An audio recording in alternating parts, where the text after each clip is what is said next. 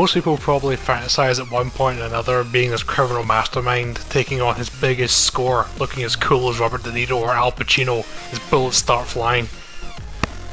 Payday 2 Crimewave Edition tries to bring that fantasy to life in this 4-person co-op shooter that's very reminiscent of Left 4 Dead if you change the zombies for cops.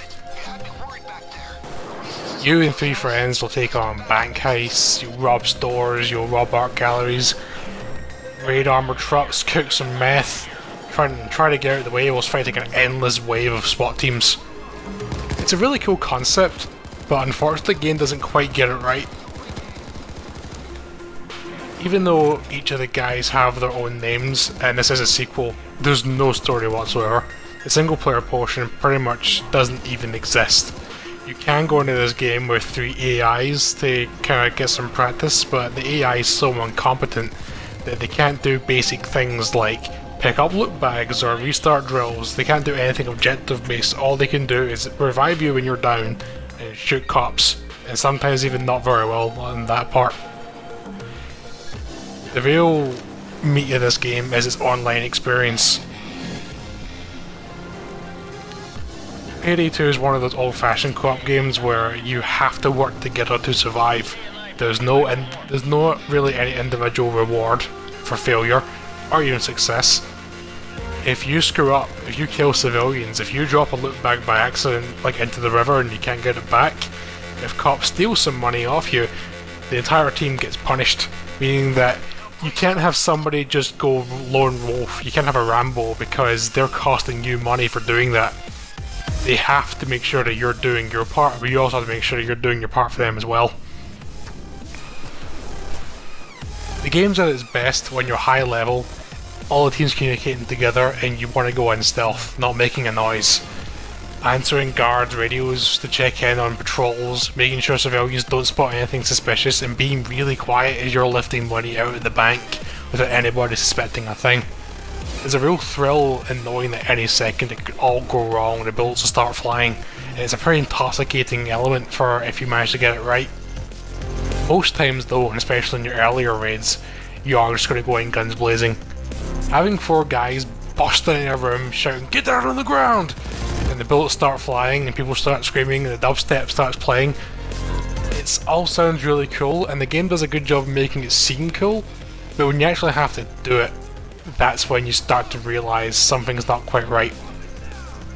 Your guns have a just impossible amount of recoil. It makes gun battles really difficult and tedious, and all enemies are bullet sponges, meaning that you're not going to be hitting a lot of bullets, the bullets you do might not even kill them anyway. It makes combat a slog, it makes you want to avoid it, but that's really impossible at lower levels. With that though, trying to find a team that works together is really difficult. The matchmaking is completely broken at the time of this review. It's almost impossible to find a server that's working properly, and even then the game might crash halfway through. And because it's such a team-focused game, and this is an old game coming back on Xbox One, a lot of players already know what they're doing, and finding a fresh young person who wants to know the ways of Payday makes a lot of the community not want to work with you, and that makes it rather unwelcoming to jump in. Payday 2 does come with all the DLC from the Xbox 360 version, and at the same time ending support for that game, so if you want more Payday you have to play on Xbox One, which is a bit of a shame but it's understandable. There's a lot of content here, there's over 30 types of missions, and each mission, even when replayed, there's different variables thanks to procedurally generated elements like cameras moving different places, the number of guards changing, and it keeps things from going stale. You can't master something exactly to a science because every single time there'll be a slightly different change to the experience. It makes the game very replayable if you can put up with the game's grind.